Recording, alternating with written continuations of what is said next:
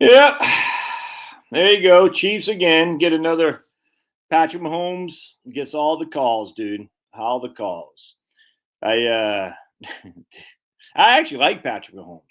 But if you're gonna run around over the line of scrimmage and be a carrier, a ball carrier, you can't just slide and then as people are going to tackle you, get a flag. This is insane. It's insane. You can't be going out, pretend you're going out of bounds and slowing down and say, I'm not going out of bounds. NFL's got to do something about this, dude. If the quarterbacks, if you want to protect the quarterbacks, protect them while they're in the pocket, but don't protect them once they go over the line of scrimmage. This is insanity. Insanity. If you're running the ball over the line of scrimmage, you are a runner, which means you got to take the hits just like any other runner can. It does. There's no reason a quarterback, and these quarterbacks are big. Josh Allen's a big man. I'm sure Mahomes is too. Lamar Jackson's a big man. There's no reason a running quarterback can't just freaking dive or something like that. If he wants to slide, that's fine. But you should not get a freaking penalty for freaking sliding in front of two guys who have already left their feet to tackle. It's crazy. Anyway, jeez. I mean, it's cool to see the white guy smoke it. You know, that guy Karlofakis, whatever his name was. But the white guy got the block punt. You know, that's all good. You know what I'm saying? But at the end of the day, I mean, this is crazy. You can't have this. You can't have this with Patrick Mahomes. And then I saw C.J. Stroud. He ran the ball for a first down. He took hits. And refs are rooting for the Chiefs, man. Yep. Refs helped two drives stay alive. Yep. I don't get it. I mean, it's just like it's weird, man. I know people like to hate the Chiefs now. I don't even hate the Chiefs. I just hate the fact that football has changed since the Mahomes era. It's changed in a worse way, I think. But it's coming back. We're seeing the Ravens, run the ball. We're seeing the Eagles run the ball. At Atlanta, we got Bijan Robinson run the ball. We're seeing a lot of running teams coming back. I'm telling you, you heard it here first. They're going to bring back a fullback, a Matt Suey, a Rocky Blyer. You know what I'm saying? We're going to bring back the fullbacks. Like who led the way for Bettis? Tim Lester actually lived in my neighborhood. Not my neighborhood. He lived in my town. Tim Lester was a fullback for Jerome Bettis. In fact, two of his sons I actually coached kind of a little bit as a part-time, like just for P League basketball. One of my kids played on his kids' teams, and I was just kind of like I jump in on occasion. And their high school team won the national high school championship of football, and they got a guy on their team, quarterback who's got recruited to play the quarterback from Miami, Luke Nickel or something like that, who my kids knew a little bit. Yeah, Jeremy's like, football? Jeremy's like, I'm Filipino. We call it football with kicking. We don't like American football because I'm in Philippines. Jeremy's now he's got a lady friend in Philippines. He's like, I don't associate with America. I don't like firearms. They scare me. Firearms are scary. So Jeremy, you're in the army. Yeah, that's why we have wooden fire. Remember that picture they had in Ukraine? Like that, these Ukrainian special forces guy with these wooden firearms. Remember that? How stupid that was. The whole thing's so stupid. Detroit all the way. Yeah, I think Detroit's playing manana. No, they're playing tonight. Wait, they playing tonight? Yeah, the Redskins in Detroit's playing. No, the Redskins playing. Yeah, Redskins in Detroit playing tonight, right? Is the Redskins in Detroit playing tonight? Yeah. And Baltimore and Buffalo tomorrow, and then the Eagles and the Redskins. Eagles and the Rams. Yeah.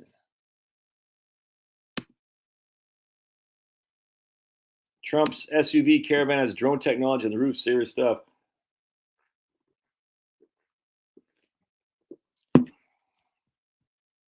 Yeah, funny how we got a 14-3 team playing the wild card, and they got spanked. Anyway, my wife just made some. Hey, what's up, man? My wife just made some awesome fajita stuff that we didn't use fajitas. We only used. And speaking of which, she just posted thank you on Facebook. She just liked me on Facebook. Text her, see if she wants to say something. It was just some fajita stuff while we're watching the game. All right, hold on a second. Thoughts on Tesla and ARK investment forecasts? I have no idea, man. No idea. I don't know what their investment forecasts are. If you want to tell everybody, by all means, do so. I don't have any thoughts because I'm completely ignorant. Almost say a comment. But we'll go into this return on everything thing I've been reading. Oh my goodness! Look at this guy. Hi, puppy. Oh, we found out that Finnegan is not a Rhodesian Ridgeback after all. Finny is mainly a pit bull, if you can believe that. I mean, according to his DNA.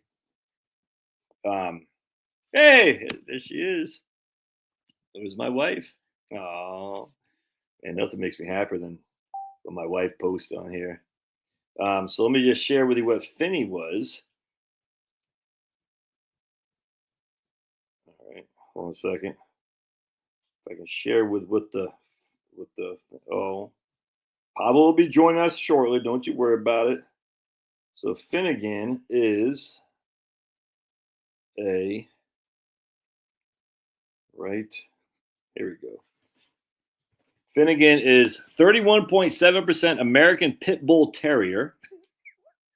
And yet he's scared of every dog that's out there. That's Charlotte holding a koala bear, by the way. You'll never see a picture of me on Charlotte's Facebook page. That's her holding a koala bear. Yeah. I don't exist in Charlotte's online presence. Kind of strange. Her kids do. Koala bears do. The dogs do, but I don't.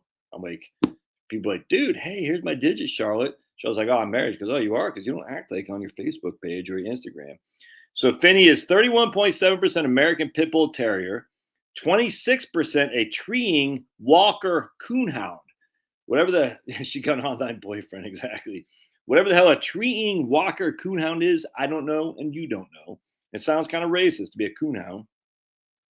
He's 12% a chow chow, whatever the hell that is. 12% a super mutt. 8% a golden retriever. 6% a pug, and 5% a Labrador retriever. So Finny, mostly an American pit bull. She is embarrassed there. In fact, my son Kevin said last night, he said, yeah, you probably shouldn't post that stuff, Dad. I forgot what I was posting. I was posting something that I thought was funny. He goes, yeah, it's not all that funny. I said, it's funny. He goes, you probably shouldn't post that. You should post that on Twitter, but not on your Facebook page or your YouTube channel. I forgot what it was. I said, crazy. Old man, hang out with the chats for a while. Kathy, what the hell's her name? Kathy with glasses. I had one good year. Yeah. Marie's got the wrench. Yep, and it's a extended wrench. All right, with a lot of those big wrenches with a lot of the leverage, the big leverage wrench. Tree Walker Coonhound. I don't see it. He doesn't bark at all. Oh, he barks a lot, dude. Ted. Look at this. Look at this thing. Hi, Finn. You want to say hi to everybody? Barks a lot. He's dead to the world for about 18 hours a day, and then he's alive and in person for 6.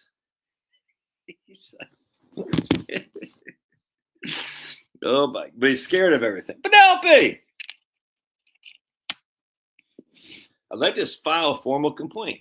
Just stating your time requires us to compute time differences and scary stuff that Pulverizer and I really don't understand.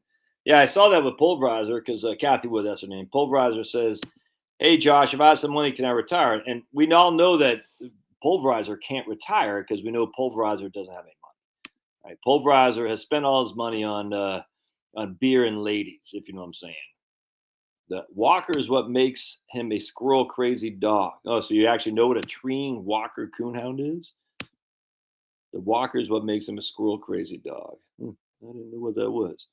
Interesting. I just think a chow chow. See, Trump and family just walked down Air Force One in the dark at Dulles Airport in Washington. In the dark?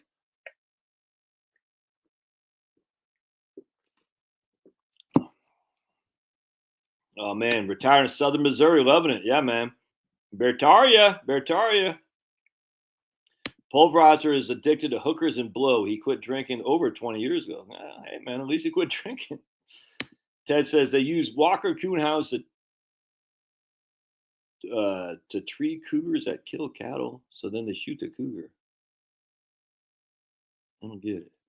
I'm drinking this Waterloo stuff. It's a BOGO on Publix. Buy one, get one. It's good. It's good stuff. Jill, I think, introduced me to this Waterloo. This is good stuff. It's just sparkling water.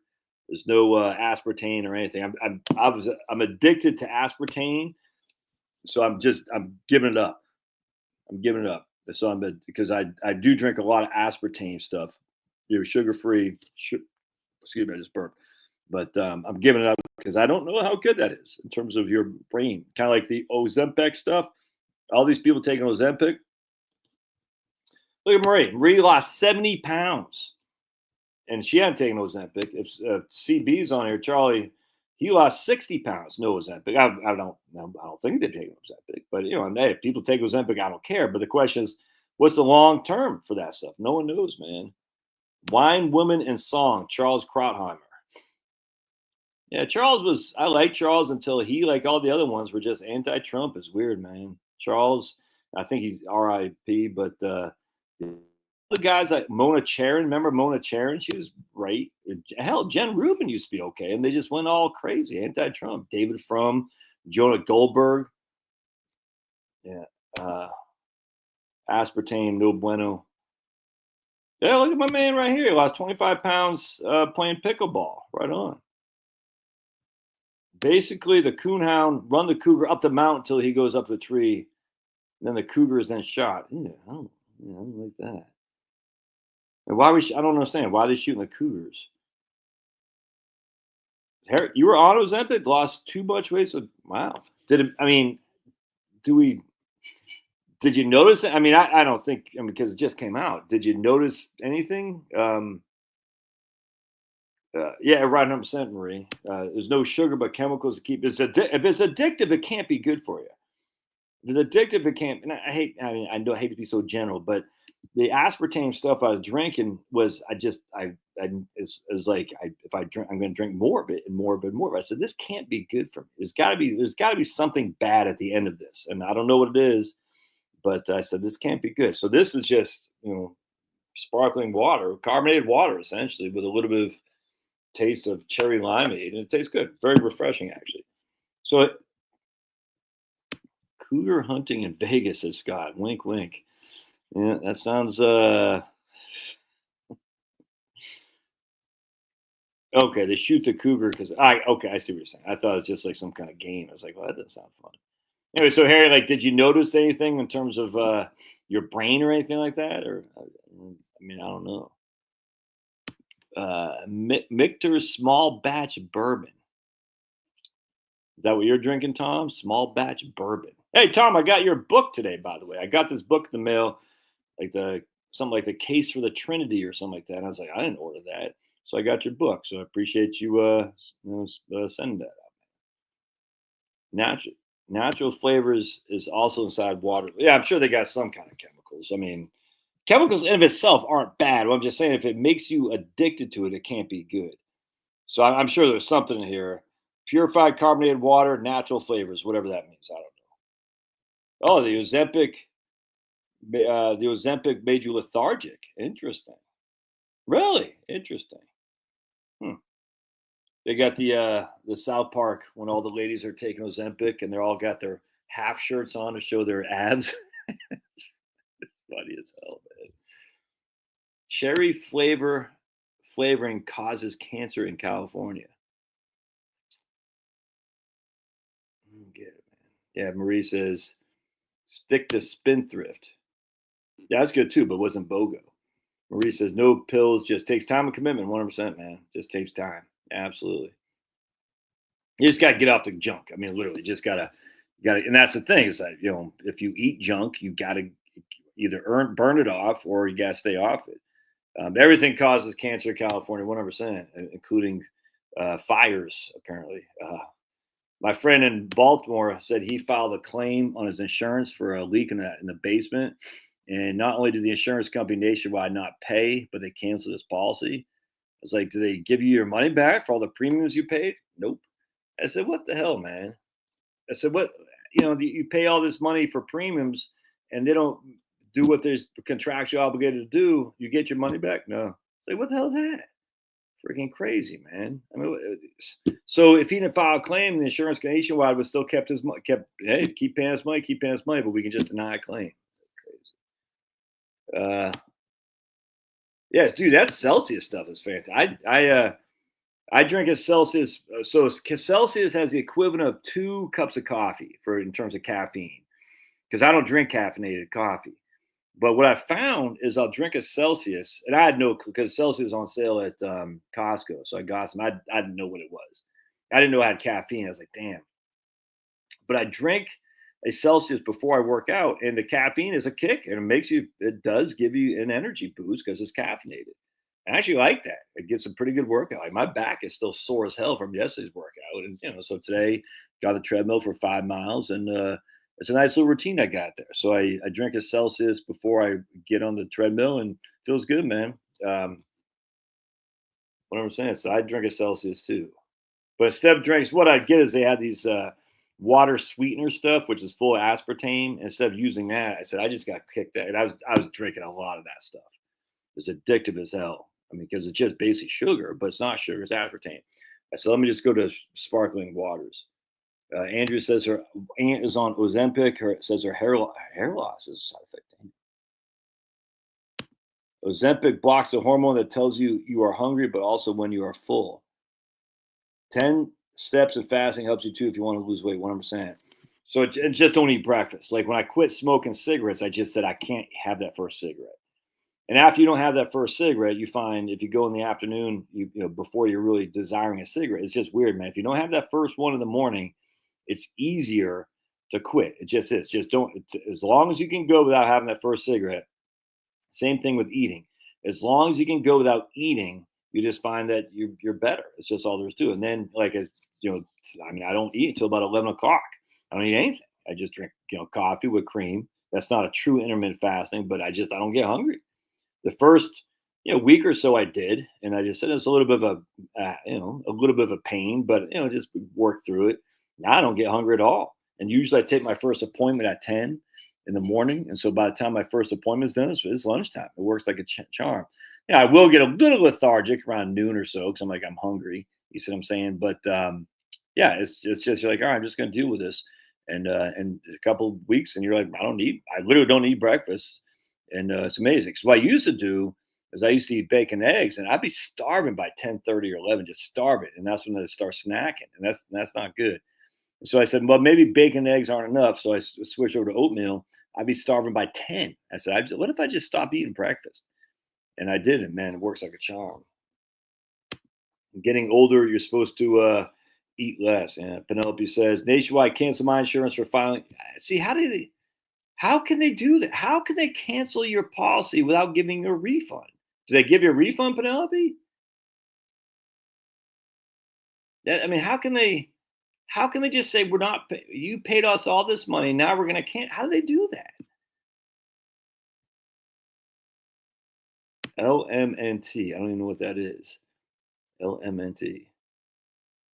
As soon as your stomach shrinks, you get less hungry. Yeah, it's like when I was in Ranger school, dude. You don't eat anything, and so your stomach literally shrinks, and then you get on a break from Ranger school because I got recycled so many times. So I got on between the two, being recycled. We had like a 2-day break, and me and this guy named Valverde, we went to a steakhouse in Columbus, Georgia. And you think you can eat what you used to be able to eat, but you can't because your stomach is shrunk. Your stomach literally shrinks. And so we went there to eat the steak that we normally would eat before, and you'd go in the bathroom and puke it all up because your body could not handle. Your stomach, you lost so much weight. I was probably 135, and went in 180, come out 135. You're like, I'm just gonna go to the steakhouse and eat what I normally could. You can't do it, and then you get so full, your stomach's like, I can't do it, and you're just puking it out. It's crazy. Yeah, no refund, man. What the hell? Dude, I love ginger ale, man. Diet ginger ale. Yeah. Yeah, Walmart got rid of their diet cream sodas too. I do like Fresca. Can't lie to you. Fresca's pretty good. Hey, I'll never forget that. So your stomach will shrink, but your brain didn't tell your stomach that you couldn't eat as much. It's crazy. Cigarettes are awful. Thankfully, quit. It was the last thing I did before hitting the pill in the first time. 100%, man, Ted. And If you ever did any long drive, the hardest part for me quitting smoking was long drive. So I drive from Fort Drum to my dad's house in Virginia. This is when I quit, and I just like I have nothing. Like you'd be just sitting there, you're like that's a perfect time to smoke, and you're like, oh, that was hard. If you eat nutritious foods instead of empty calories, you won't be hungry. Yeah, but it's not just about being hungry; it's about your cravings, like this guy said. Whoever said that, someone said about your crave right here. TC, it's all about cravings. Yeah, 100%. Just eliminate what you're trying to stop, and then 100%. All right. So let's see if we can't bring up this. Kroger has a new version of Fresca. I saw it on 3 shelves yesterday. Interesting. I'm gonna have to try. Dude, I know Fresca's got aspartame or something like that. It tastes good. I love Fresca. It's refreshing. It tastes good. I see. That's the thing. It's like when you quit smoking, you need a replacement, and that's a lot of times people quit smoking will eat because it's a very mouth. You gotta have something in your mouth and in your hands in your mouth. Yeah, right here. Driving does spike my interest in smoking. Nothing I can smoke it with 100%, man. I could not agree more. Absolutely. Yeah. Hardest smoking for me was I went out to the bars, bought an extra. Yeah, 100%, man. Me too, Ted. You go to the bar, and next thing you know, it's just you couldn't. If you're trying to quit smoking, you gotta stay away from bars. Um, yeah, dude. I used to. They're calling it grapefruit drink. Fresca and raisin oatmeal cookies, what Josh likes best. Yeah, dude, sunflowers. Yeah, sunflower seeds while driving. Yeah, I used to spit the hell out of some sunflower seeds, and then I have so much in my inside my mouth would just get all messed up. You know what I'm saying? All that salt in there. But I used to freaking kill. That's literally what I did to quit smoking for the oral fixation. I can hear pulverizer. You have an oral fixation? Ha ha ha! And your oral fixation would I'd chew a hell of a lot of gum and eat sunflower seeds, spit out sunflower seeds, 100%. That was a big deal. Like you're like I gotta have something. And so then when I quit drinking, I still missed the like carbonation. So water didn't do it. I still missed the bubbles. You know what I'm saying? There's something very I don't know, relaxing or whatever it is when the bubble carbonation goes down. I think it's like alcoholics. They love the hit of a shot, like a shot of bourbon, whatever it is. You know, the heat that's generated from taking a shot. I think that's very seductive and very addictive. Like, oh, I'm gonna take a shot. I never liked taking shots. I hated that hard. I just freaking love beer. You know, IPAs, pint of Guinness. Oh my goodness. But I think a lot of alcoholics when they take a shot like that, the warmth is just very addicting. Smoked a few RYOs. I don't know what that is. Roll your own a day. Yeah, my dad used to roll his own. What was the hey Pablo? What was the kind of tobacco he used to have? Remember that tobacco he used to have? Yeah, yeah. Yeah. I mean, you go to bars, but people go outside to smoke, and that's what happens. You know, and then the chicks will go outside to smoke, and then the guys will follow accordingly. Because that's why. By the way, you guys got to know this. Why do they have women's or happy hour for ladies or ladies' night? All right, so lady, you all know this, right? Ladies' night wasn't to get wasn't to appeal to the women. I mean, it was to get the women, but because the women don't drink much, is to get the guys to come in there. So the reason they have ladies' night is to get the women to come in to basically recruit the men because the men are the drinkers. So like at the bar my dad owned in Arlington, and I owned some of it myself. Iota, you know, we'd have ladies' night. I said, why don't you have men's night? He goes, you know, I said, because I always said men are the one who drinks. So why don't you have men's night? You know, you want to appeal to the drinkers because the way you have men do drink and to charge full rate is to get the ladies in there. So that way the ladies come and then the men follow suit. I always thought that was pretty interesting. I said, man, I never thought about that. Yeah, dude, I completely agree, Pulverizer. It used to piss me off. In Virginia, they passed, you know, you couldn't smoke in bars. I'll never get a good friend of mine. We'd argue back and forth because we both worked in a bar. So this is crazy. You should be able to smoke it. The bar owner should be able to allow people to smoke. Yeah, that's all there is to it. And my friend said, "Well, I don't want to work in a bar that has smoking." I said, "You don't have. No one's put a freaking gun to your head, dude. You don't have to work here, but I want to work here."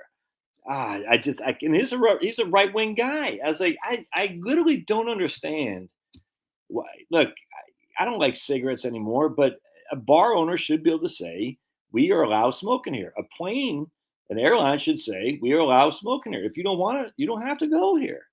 It's just that simple. And if enough people don't go, they'll run out of business. But the issue is there's riches and niches. You're going to appeal to the people who like cigarettes. So inherently, you're going to gather more people like to smoke.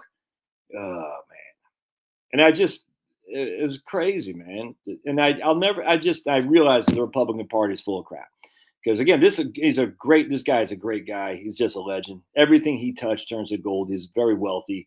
He's just a good guy. You know what I'm saying? And I consider him one of my best friends from college, and I'm still friends with him. But I realized that the Republican side of the aisle is just as, I say idiotic, but just as statist as the Democratic side of the aisle. I'll never forget. I said, man, I can't believe you can't see this. It's a freedom of choice. Allow the bar owners to do whatever the hell he wants. Oh, but I want to work here. I don't want to go to a bar that has cigarettes. No one's forcing you to. But I want to go to that bar. Okay, well then you're gonna have to deal with the loud smoke. But I don't want that. I'm like, oh my goodness. I was like, and he couldn't get it. I'll never forget that, man. Yeah, this back in the '90s, mid '90s, when they're banning cigarette smoking in Virginia. I could not believe it. I said, the home of Phil Morrison, we're going to ban cigarette smoking in bars that want to allow for cigarette smoking. Smoking or non-smoking airplane, 100%. Absolutely, just allow it.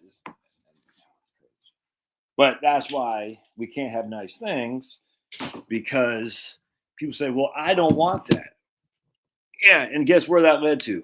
Well, I don't want to go into a store where not everybody's masked. I don't want to be in a store where not everybody's vaccine. You're like, but the evidence of this, I don't care. It makes me feel safe that you have a mask on, Josh. I said, even if it's want to do something like this, well, yes, if that's what it takes. And 6 months later, well, that doesn't work. Yeah, exactly. So now we have to have masks on because the science has shown us, Josh, that masks work.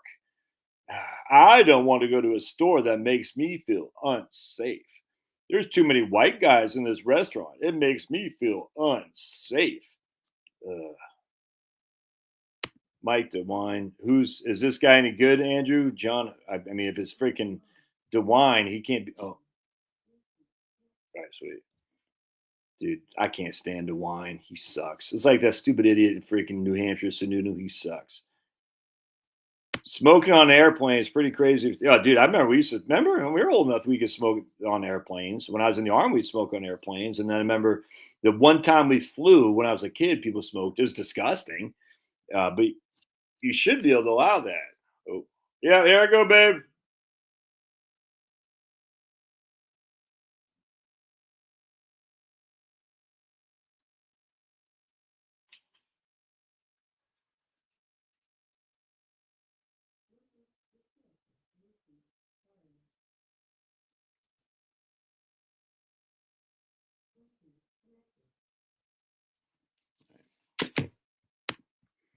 He was okay when yeah, but then when they want to get big and mainstream, they gotta take the ticket. You know what I'm saying? Yeah, I don't like cigarette smoke any more than anybody does, but yeah, you can smoke in private clubs now. Exactly. The only way to get cigarettes, yep, 100%. I'd rather be smoking someone blabbing away on their cell phone. How dare you? That's racist. All right, so why you gotta be racist, Penelope? What are we gonna do with you? What are we gonna do with it? All you gotta say is Cincinnati kicks ass. I love Cincinnati, man. Just FYI. I don't know how cold it is right now, but Cincinnati's freaking. I could handle living in Cincinnati. That's just a fact. They probably wouldn't have me though. Roll your own. I think Tom's rolling more than just tobacco his own. He's rolling the devil's lettuce his own, if you know what I'm saying. All right, so I want to go into this. This is what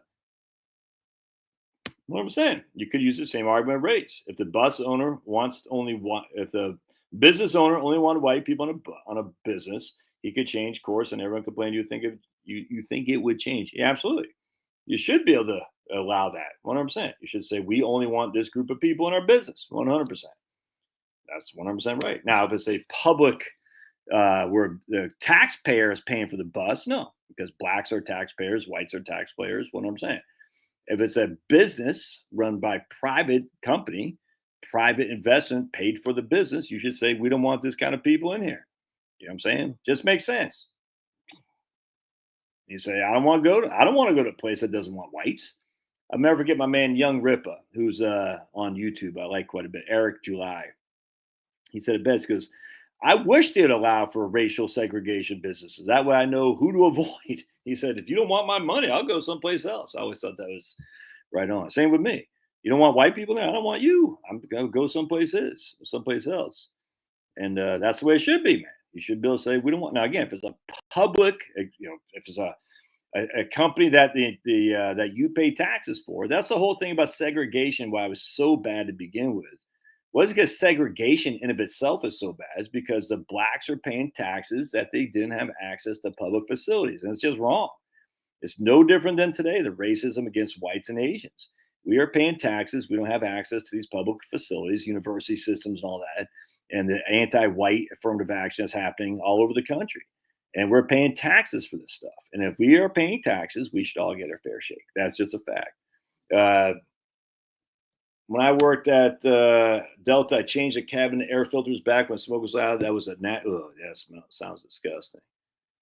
Cincinnati is great. A lot of terrific things only large metro cities have, but less crime. Unfortunately, local politics has turned pretty blue. I would live in that county next, in whatever that county was, that town in Kentucky. I forgot what it's called. I just walked over the bridge to the Cincinnati Reds game, and I went to that town in Kentucky, Newport, I think. Oh, I loved it, man. I just thought it was fantastic. Imagine being able to live in Newport and walking to go see the Reds and the Bengals. I'd buy season tickets, and then they have the Cincinnati minor league hockey team.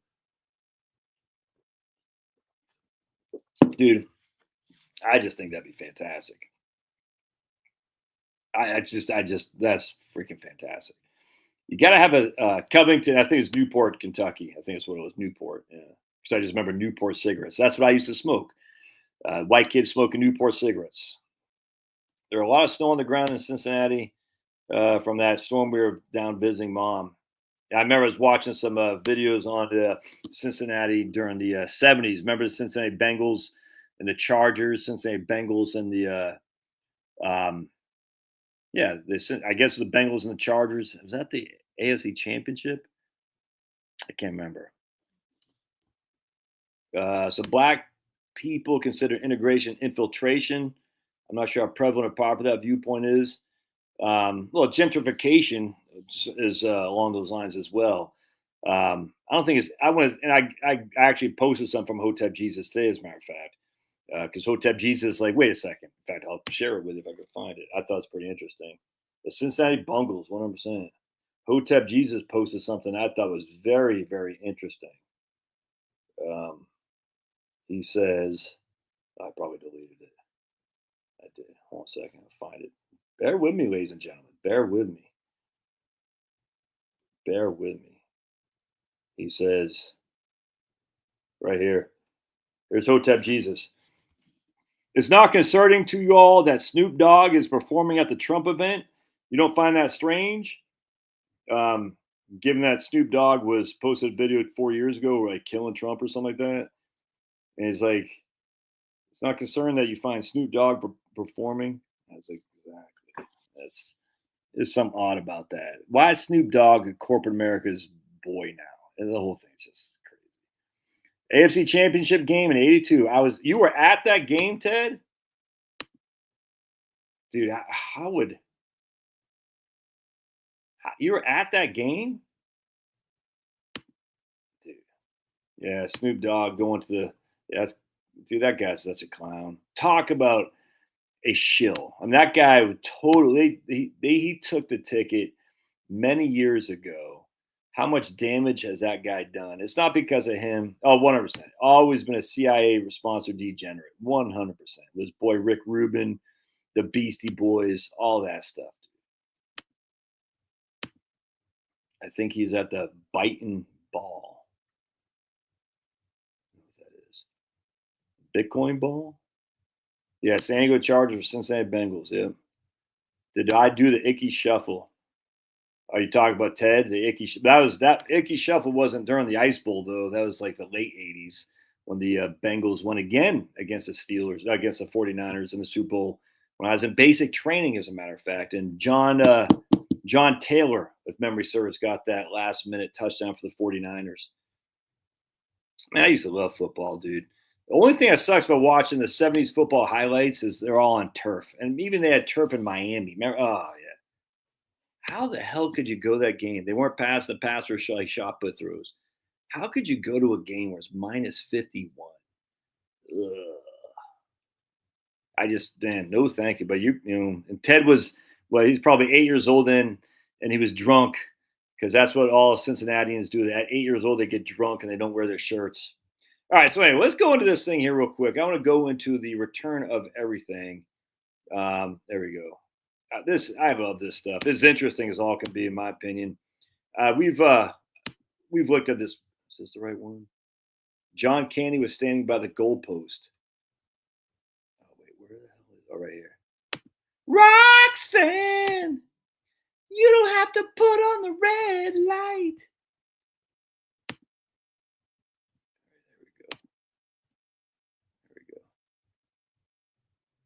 Roxanne. Tickets were given to me by a doc. Too cold for him. In fact, I was drunk at the game. I was an 8-year-old guy. Don't forget the Diddy the Lake button. Diddy the Lake button. I hated AstroTurf. Remember Chris Spielman said it was a communist conspiracy. Playing football in a dome on AstroTurf. He says a communist conspiracy. You know what I'm saying? Kind of like fluoride. Absolutely. Everyone's, you think fluoride's a communist conspiracy? Not a communist conspiracy, definitely a conspiracy. Well, fluoride's so good for you. I said, I know, man. Just think, those people in France and Germany and Austria, they must all have no teeth, right? Because they don't use fluoride. So those people in those countries that don't, Spain, they must not have any teeth. Oh, don't forget to Diddy the like button, right? That's right. Don't forget to Diddy the like button. Right on, man. All right, so you're 13 years older than me. So if I'm 54, you are 67, Ted. 67 years young. All right. By the way, that chocolate came sent to me, went in and out and freaking gone in 60 seconds. Why does it go all the way back only to 1870? That's always we can go back from the data. Yeah, I mean, there are other things that you can do that go back longer. All right. Oh, Harry. Oh, well, okay, Harry. Wow, Harry's getting off because all of a sudden Harry's like, I like football better than Josh. Wow, thanks, Harry. Freaking take that wrench from Harry. How dare he? But we won't be on here too long because I do want to watch some of that game too. But anyway, so let's check this out. So the link to this, where you can download it yourself, I'll put in here right now. Meow, meow, meow, meow, meow, meow, meow, meow, meow, meow, meow, meow, meow, meow, meow, meow, meow. Who knows what that's from?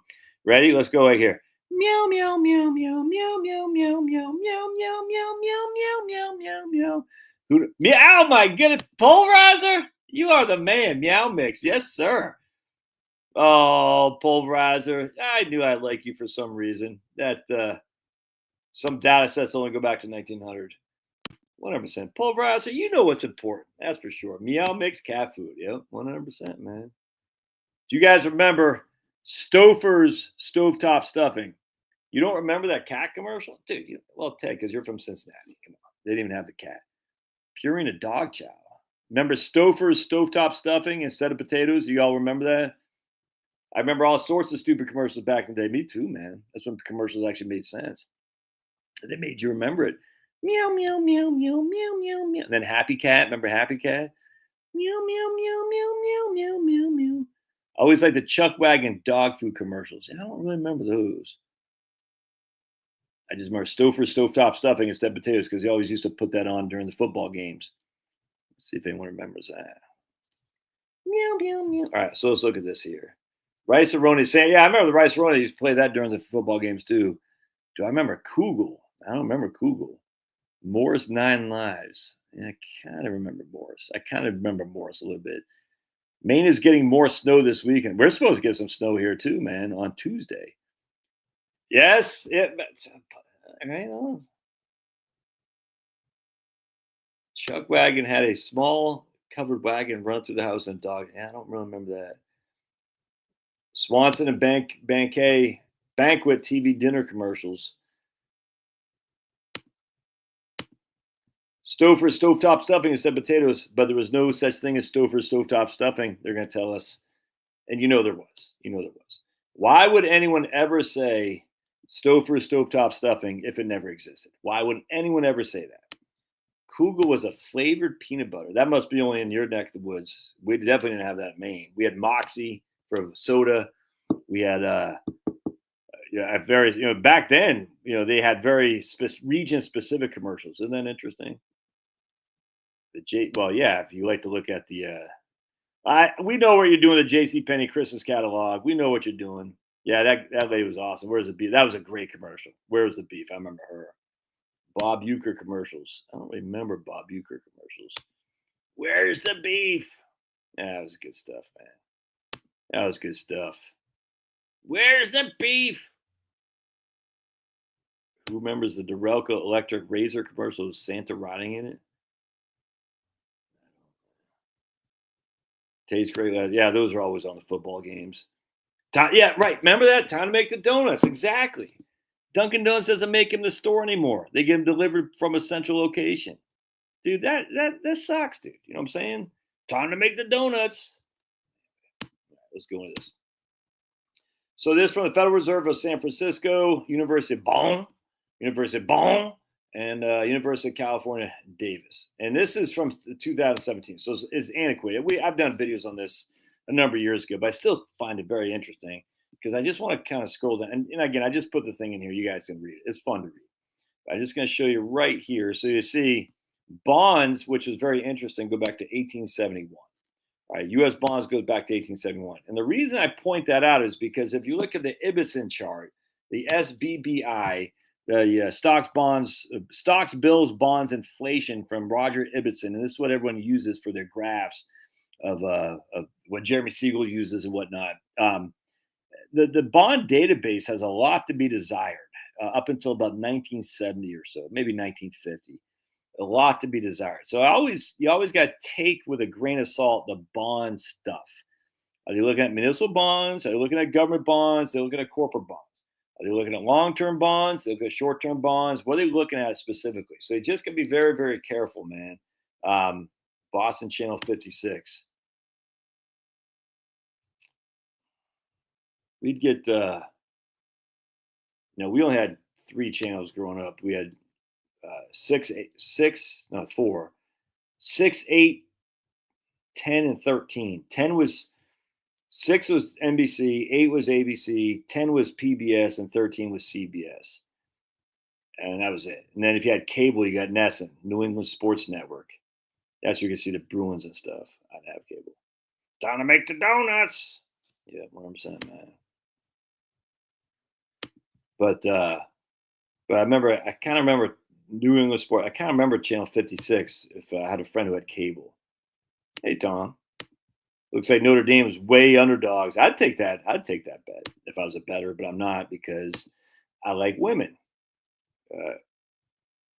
Christopher tastes great. West Philly, Miller Lite. Yeah, absolutely. I'd never liked Moxie. It never did anything for me. I never understood the appeal other than it was made in Maine. I did like Humpty Dumpty potato chips. They had Humpty Dumpty ketchup chips. I used to have those for school. I used to love me some Humpty Dumpty ketchup potato chips. It's the only time to ever eat potato chips. All right, so anyway, let's look at this. So I want to go down here, and I thought this was pretty interesting. Composition of investable assets by country. And you can see in the United States, only 13.3% of investable wealth is in housing. And housing is a lot. It covers a lot. So I just want to kind of show you right here. It covers. What happened? I just ruined it. I go back. Hold on a second. Just hold on. Let me get back. Let me get back. There we go. Penelope, do you remember Meow Mix and Happy Cat cat food?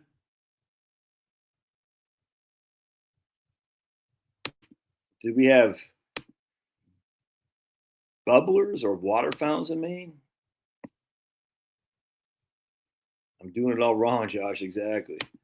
Do we have booblers or water fountains? Yeah, we have water fountains. I'm good. Yeah, we have water fountains.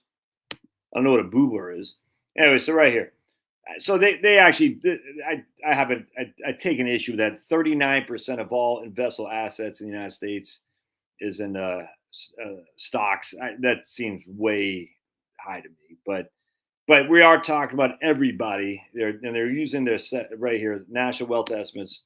That seems pretty high. I challenge that, but they're using it basically for everything that's out there: commercial property, residential real estate, and everything. Um, that and yet stocks are 39%. I don't know. That seemed a little bit off to me, but anyway, we'll keep going. What I thought was very interesting was this chart right here. All right. So this is the rate of return right here of aggregate trends. And of course, this is everybody. Real returns, net of inflation. T-bills, right? 1%. Real returns, 1%, net of inflation. Again, bubbler is another name for water fountains in some parts of the country. Okay. Yeah, we got water fountains. Gotcha. Oh, bubbler is Wisconsin slang for fountains. Yeah, well, you guys are weird up there. Why would you call it bubbler? Just call it water fountain. That's what normal people call it. Wisconsinites. Oh, I got to get a drink at the bubbler. Huh? Yeah, Wisconsin's. Yeah, look at Bruce. I knew Bruce would weigh in. I'm going to drink at the bubbler. Ooh, la la. You want some Grey Poupon with that? Soda. We don't call it pop because if you call it pop, you don't like the ladies, if you know what I'm saying. So we call it soda. Come on. I bet none of you guys have ever had marshmallow peanut butter sandwiches, have you? Marshmallow peanut butter sandwiches. Now that's where it's at. You could eat like 10 of those because they have no nutritional value. Yeah, Penelope, because we like the ladies, right, Penelope? That's why we call it soda. The people who don't like the ladies, they call it pop. Bubbler's a Massachusetts thing. Well, come on, Massachusetts. Come on, massholes. Get out of here, Massachusetts. I've never heard anyone call a water fountain a bubbler. If I ever heard them, I'd say, you're dumb. That's what I'd say. I'm going to get a drink of the bubbler. I'm going to get some pop. Oh, gosh. But, dude, come on, man. Peanut butter and marshmallow. I can't remember the company that does the marshmallow stuff. Yeah, Fluffernutter. That's what it was, Jeremy. Fluffernutter. Dude, you haven't had a sandwich that you had a Fluffernutter. And you'll eat like one, it won't even scratch it. You'll eat like 20 and you're finally full. You just realize how much freaking marshmallow you've had. It's great. My friend across the street, Seamus Watson, his mom would, he's literally just Irish people, and they would make fluffernutters like it was going out of style. Now I'd always want to go over there and get a fluffernutter because we never had any of that stuff in my house.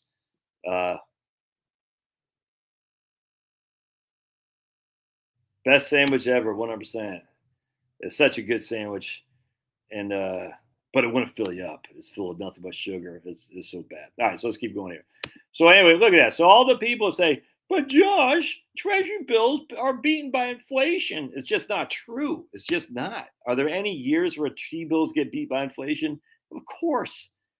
But I mean, this is what I say to people all the time. If you want to invest just to keep up with inflation, just buy 10 treasury bills, man. But a real return on bonds is 2.5%. Doesn't mean the averages, right? The real return on stocks is 6.89. The real return on housing, again, this goes back to basically 1870, is 7%. 7%. All right. So here's a nominal return. This is when inflation is added on to that. So you can see we got about 4% inflation. Anyway, just housing has been the best return over everything, every country in history. I kind of like climate change people in recorded history. We only record this going back to 1870. But in 1970, post 1950, you see stocks. Again, this is real returns, net of inflation. Stocks did better than housing. But housing is still better than bonds, and bonds did better than T-bills. And the interesting thing about housing is look at the standard deviation. Housing did significantly better than bonds with less of a volatility. Housing did near the level of stocks with a hell of a lot less of volatility. I find that very interesting. Right? So anyway, you can see global real rates of return. Now, I wish they would have done it since 1982. That's really what I wish they had done it since 1982. We're going to see safe rates of return. Figure 3 shows the trends in real returns on government bonds and bills, the dashed line. So figure 3, government bonds right here, real return going back to 1870s. This is bonds and this is bills. And here's nothing. Real return, net of inflation. And other than right in here and right in here, you can see the real return on bonds and T-bills has been significantly above inflation. Not all the time, but it has been over the course of that long stretch of time. Now, you could have retired right here and you lost money relative to T-bills, or relative to inflation. You lost money right here relative to inflation and do the same here, 100%. But we also get that stocks. Anyway, I find that very interesting as well because all these people are like, inflation kills everything. It just doesn't, man. The global returns are GDP weighted averages of the 16 countries in our sample. Although we do not show the unweighted data, the corresponding figure would look very similar. We smooth the data using basically a decadal moving average. For example, the observation reported in 1900 is so basically 10-year averages here. I actually like that. So it's 10 years, almost like a cape. It's a cyclically adjusted price earnings ratio. They're looking at averages over 10 years, which I like. Two striking features deserve a comment. First, we can see that the low real rates and, in fact, negative real rates have been relatively common during the modern financial history. Yeah, well, I wouldn't say relatively common, but it has happened. You see right there, and right there. I wouldn't say it's relatively common. It just has happened more than once. Second, for the most part, returns of long-term and short-term safe assets have tracked each other very closely, with a premium about 1% for longer bonds and short bonds. Right, that's widened considerably since the well-documented decline of the 1980s, and so that's why I wish this went back to 1982 because 1982,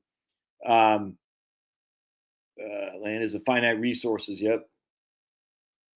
But truthfully, not a fan of cats. Hey, Penelope's not a fan of cats. Sweet. All right, good. Marie's still on here. Marie's probably watching the football game. I wonder if Marie's a fan of cats. Oh, okay. Now we get started because Vaughn's checked in. Woo-wee. How dare you, Vaughn? Only an hour late. I bet Vaughn does it. Vaughn, do you know this commercial? I bet you don't. Meow, meow, meow, meow, meow, meow, meow, meow, meow, meow, meow, meow, meow, meow, meow, meow. Marie, are you a cat lady?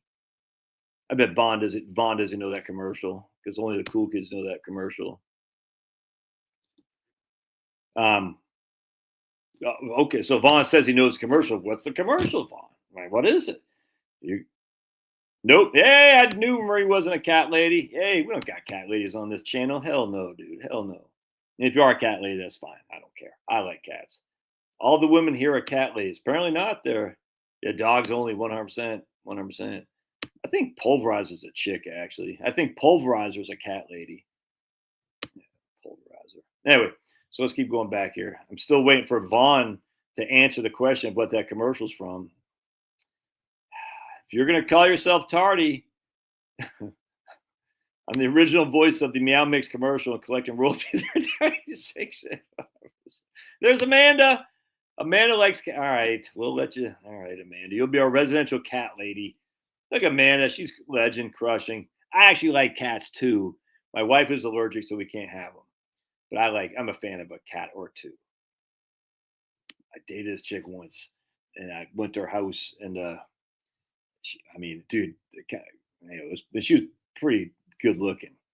This was managing my bar, working my bar, and she was pretty good. Purina commercial.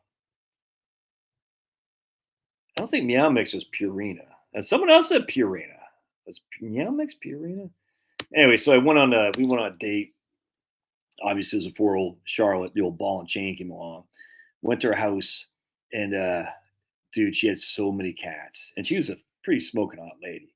I said, "This is weird," and then it smelled in there too. I said, "How can you be so pretty and have all these cats and it stinks so bad in here? It's weird, dude."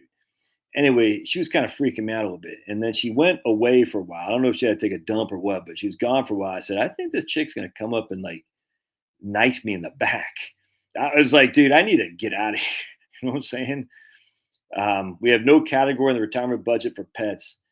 The J.M. Smucker Company acquired Meow Mix brand in March of 2015. And I mean, I'll never forget that. I was like, anyway, so I can't remember how I left, but I remember saying, I'm going to kind of get out of here. Anyway, she came to my bar like the next day or something like that. And she was not a happy camper. And I said, well, I can't remember. I don't think I just walked out. I just think I said, I don't know. I just pooped my pants or something. I said, I got to get out of here. And anyway, she came to the bar a couple of days later. And I was like, she's going to kill me. I remember I was like, she's really going to kill me. I'd never forget that. And then one time I was dating this black chick, and same thing from the bar. Another good-looking, like light-skinned black girl, like half white, half black, and she was fun at the bar, a good-looking girl.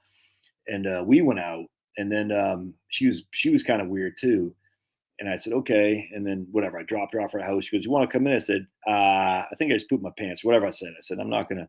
And then she called me a couple of times. I never called her back. I thought we were done. I was like, whew.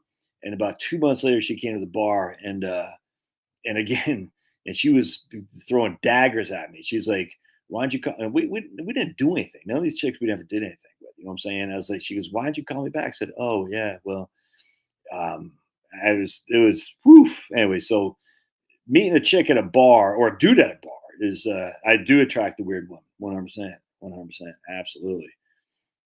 Stay off the dope; it'll fry your brain. I never was a big dope fan. I just like beer. I'm just beer. But all right, see if doing my retirement gig plowing for Oda. All right on. Ohio Department of Transportation. See you, Vaughn.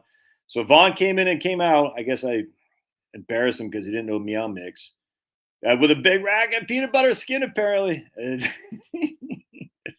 Jason Whitlock. But it was weird too, because like at the bar, these ladies were fine. You know what I'm saying? Fun to talk to, and all of a sudden you get it was creepy. I was like, ugh. Anyway, so if you're a lady out there, Amanda, just be careful out there, Amanda, because Amanda says she likes cats. Where'd she go? Right there. And Amanda looks cute, so just be careful out there, Amanda, with those guys who you're meeting at a bar. Because yeah, safe driving, Vaughn, 100%. Because there can be some weirdos in bars. That's just a fact. They probably all say the same thing about me, like I was a weirdo. I don't think I was, though. I think I'm just old your buddy Josh, just being, I don't think I was weird, but maybe it was me. Maybe it was me, not them. Still listen, just can't run the truck and plow and text all of you fine people. Right on, Vaughn. Be careful out there, man. Be careful out there. Just watch out for strays. All right, so anyway, let's go back to this thing. So I want to show you guys something right here. This is pretty interesting.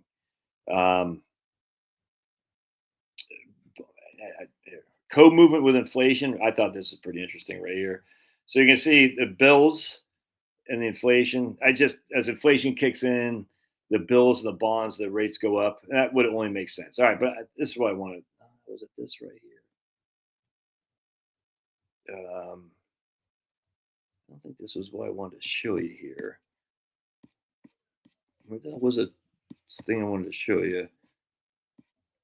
Yeah, right here. This is what I want to show you. All right. Real rates return on equity in housing. All right. So we showed you bonds and bills having given you a huge real rate of return between 1% and 3%, essentially. Real rate of return on equities going back to 1870 is 8.39. That's real rate of return. That's 1870 to 2015. Post 1950, yeah, this is what I want to show. Post 1980 was 9%. All right, so if you would have taken out the 1980 time and did it before 1980, it'd be significantly less than 8.39. I hope that makes sense. Because this is what bothers me about the modern stock prognosticators. They look from 1982 on, because 1982 on had such a massive growth that they assume that's likely to continue. And I said, you don't remember what it was like pre-1980. And I don't, but I do because I look at the history of this stuff. Ouch, I just hit myself. And the pre-1980 stocks weren't all that hot to trot. They weren't. And people just forget about it. Now, I have no clue what the future holds, but the reason is because of Ronald Reagan, which we had this massive growth. And unfortunately, the massive growth has led to an increasing wealth being consolidated among the people with equity. We're risky investments. It's neither to say it's good nor bad, but the facts are the modern American society is much more stratified, or whatever that is, in terms of the wealthier getting the wealthier because they have the equities more so than us. As such, the regular people, most of our wealth is in our housing. And you can see right here, the housing from 1980 has gone up by 5.66. That's good. But relative to equity, hasn't gone up nearly as much. And these are real numbers. I'll take it. Don't get me wrong. I'll take it.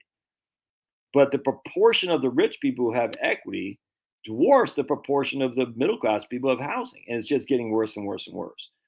And that's a problem, man. That's a problem. In fact, I got some. Maybe I can. I'm not going to see it. But anyway, we are at the highest concentration of net worth in American history since 1929. In terms of the uber rich, have the most net worth by far than any time since 1929. And I don't think that's a good thing. You know what I'm saying? I don't think that's a good thing.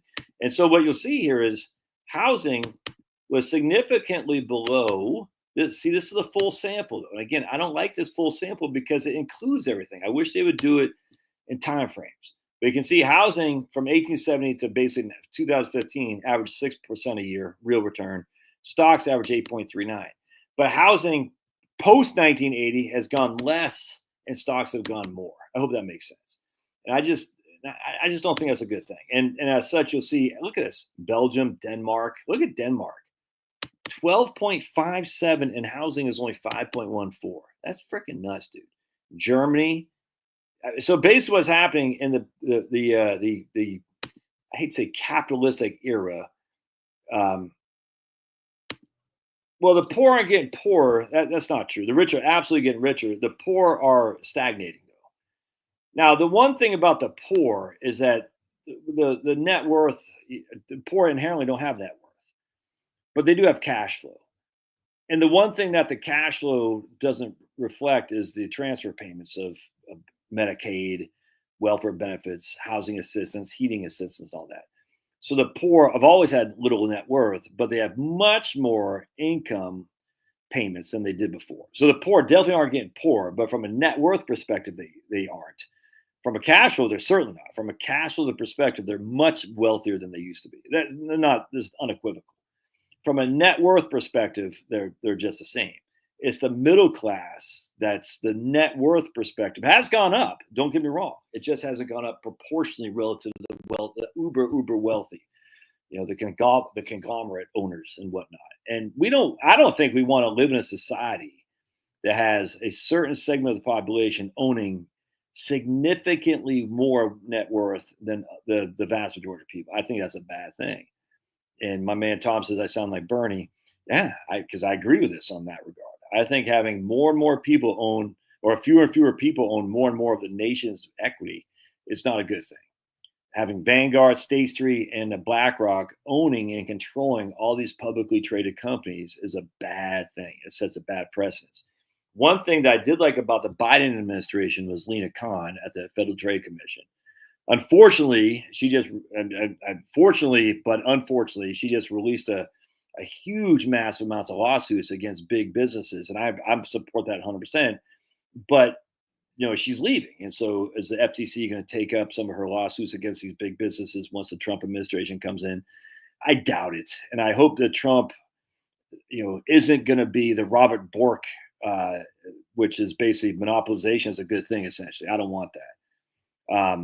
Has technology made it for people to invest in the market as well? Yes, 100%. 100%. You can speak to, and my man Tom, he's a legend. So this is not a bash on Tom. He's a legend, but you can speak to wealth distribution without being Bernie Sanders, 100%. This is where I'm going with this. The middle class is shrinking.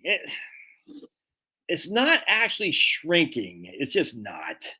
The middle class is wealthier today than we've ever been. That's just a fact. But the problem is, relative to the overall wealth, the middle class is getting further and further behind the big guys. And that is a problem. So I'm not sitting there saying the middle class is shrinking. I don't believe that. On a pure income perspective, that is somewhat true. It really is. On a pure net worth perspective, that's just not. But an income perspective, that is 100% correct. It is shrinking. And you got to look at the two things. You got to weigh these. There's a higher net worth than middle class people build on a less income, relatively speaking, and not relative to rich people, relative to wages stagnating, inflation.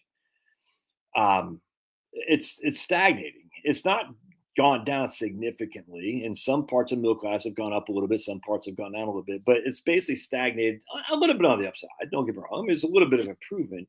Net worth is absolutely improved. But the net worth, you can't put food on the table until you turn that net worth into cash. And a lot of these people's net worth are in their home. Nothing inherently wrong with that, but that's another reason why reverse mortgages should be on everybody's mind frame. But the facts are, I am going to try to show you this chart, is that we need a broad, expanding middle class. If we don't have that, that's where things go quite south. And that's where, look, I can't stand Antifa left. I can't stand all these people. I hate them. I try not to hate them, but I can't stand them. But the facts are, they are an organized bunch, and some of the stuff they say is very seductive. And the Republicans need to get in front of this, and Trump is the guy doing it. But I'm not sure Trump is going to be. I don't think the staying power with Trump is there, especially if he goes Robert Bork and allows monopolization and a consolidation of wealth. Robert Bork, remember Robert Bork, right? Who got borked for Anthony Kennedy, which turned out we all thought it was bad. Anthony Kennedy sucked, but still, in the long run, it's probably a good thing because Robert Bork was a monopolist. He said, "Hey, if a monopoly is doing better business decisions, allow them to take over." That's not good, man. And as such, we have had this monopolization, consolidation happening over and over and over again, and that's not good because again, we have State Street, Vanguard, and BlackRock controlling the vast majority of voting shares on these publicly traded companies. And they invested in their net zero alliance, so they've all got out of now except for State Street. That's good, but what if they go back to net zero alliance? What if they go back to DEI stuff? You see what I'm saying? This is going back to my man here, Peter Drucker, right here. Pension fund socialism came to America. This is from 1975. And what that means is you have more and more, and he was worried about pension funds being controlled by the government, having all these voting shares in publicly traded corporations, a la CalPERS, CalSTRS and whatnot. And that's a big problem. I don't think this pension fund socialism, in terms of socialism, the means of production by the government, but I do think it's oligarchy. The means of production are controlled by certain groups, State Street, Vanguard, and BlackRock, and the people who run those firms, on top of groups like CalPERS. And now we're getting closer and closer to fascism. And I actually have no problem with fascism. I'd take fascism any day of the week over commies, over socialism, 100%. Fascism as an economic model dwarfs that of communism and socialism, without question. Just because it's fascistic doesn't mean you get brown boots, brown shirts. That's stupid. I'd take fascism 100 days a week out of corporatism, as a matter of fact. And because they're basically the same thing. But at least admit you're being a fascist as opposed to a corporatist. But anyway, so Peter Drucker's book talks about this, but he talked about more in the lines of government holding pensions and having more and more voting shares to control private companies. And okay, fascism would be the government doesn't have the voting shares, but they dictate to Vanguard, State Street, and BlackRock how to vote. And that's a problem. And so 100% going to be a huge, this is the issue right here. It's going to be huge because that 0.1% are not going to give what they had to pay to the legislature, are not going to give up what they have had to pay to the legislature the last 50 years. Exactly. And this is the problem. One thing I noticed 100 years ago when I was a welfare worker is that if you're going to be poor, it's better be very poor, more freebies. 100%, Penelope, you can't be lower middle class. This is what bothers me more than anything. This is what my main concern about the Trump train here. Upper middle class that's what I am. Upper middle class, we've done great without question. Poor people are much better off than they've ever been. It's the lower middle class that's getting shafted every which way to Sunday. And that's the Republican base right there. This is why I was so adamantly in saying get rid of the pass the Social Security Fairness Act. increase Social Security benefits. Because being poor, you get freebies like Penelope said. And look, Penelope is a social worker. These guys, look, I got nothing but respect for social workers. They freaking bust their ass and they don't get any glory. They don't get paid at all. And they're dealing with some of the dregs of society. It's tough. My challenge is with Bernie, he wants to take it versus funding ways for middle class participate. Actually, it's funny because there's a 10 years after song. I'd love to change the world. Doo-doo-doo-doo-doo. And one of the lyrics is tax the rich, feed the poor, till there are no, and you would think they'd say till there are no poor no more. They don't say that. They say tax the rich, feed the poor, till there are no rich no more. And that's Bernie, because he will always be rich. He is in the rich class. He'll never give up his wealth, his misgotten wealth. But he doesn't want to feed the poor till there are no poor no more. He wants to punish the rich while he still retains his rich. That's what socialists and communists do. As long as other people are poor, they don't care, as long as they are at the top shelf. I mean, and I've told you this story about Brezhnev or whoever it was, a commie dictator who said he showed his mom his dacha, whatever it's called, his vacation home in St. Petersburg or something like that. His mom says, "Oh, Brezhnev, what happens when the communists see you?" Because he's like, "How you're living so rich and call yourself a communist? When they find out how you're living, they're going to basically take you out and hang you." And that's communism. They want to be rich. They just don't want anyone else to be rich. They could care too less about the poor. But anyway, so you got this group of lower middle class people who absolutely has been getting shafted left and right since basically the 1980s, under Reagan, under Clinton, under the third wave Clinton, under Bush, and they've fought the wars under Obama. Trump is all we got here, and Trump talks a big game. He drew these people out to vote, but we got to see what he does. And my concern is that he will go against what some of the good stuff Biden put in, Lena Khan, passing the Social Security Fairness Act, which Trump supported, by the way. You know what I'm saying? And my man Andrew Biggs, he will say, well, Social Security Fairness Act is beneficial to more on the upper middle class. And he's right in that regard, but he's true. The upper middle class does benefit from Social Security Fairness Act, but so does the lower middle class. That's just a fact. And retirement security is a big deal. The lower middle class is the people we got to help. And we got to go out of our way to help these people, as opposed to saying just invest in the stock market when these people are just trying to get by the day.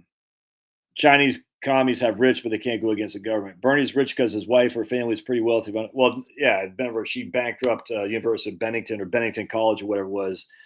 Just a bad person. Bad people, those guys. They got 3 houses. Bernie's a freaking clown. But the Antifa group of people out there, very well organized. They're not just freaking crazy 800-pound redheaded idiots.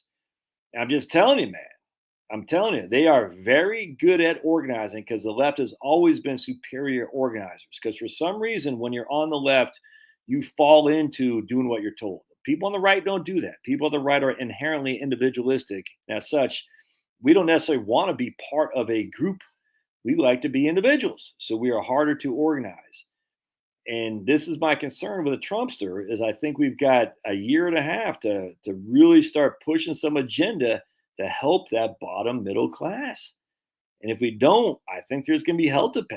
And I think there's going to be hell to, I don't know what that would be, but I'm telling you, man, if we get a bunch of Mike DeWines and freaking Johnson Noodles and their tax cuts for corporate America and stuff, it's not good.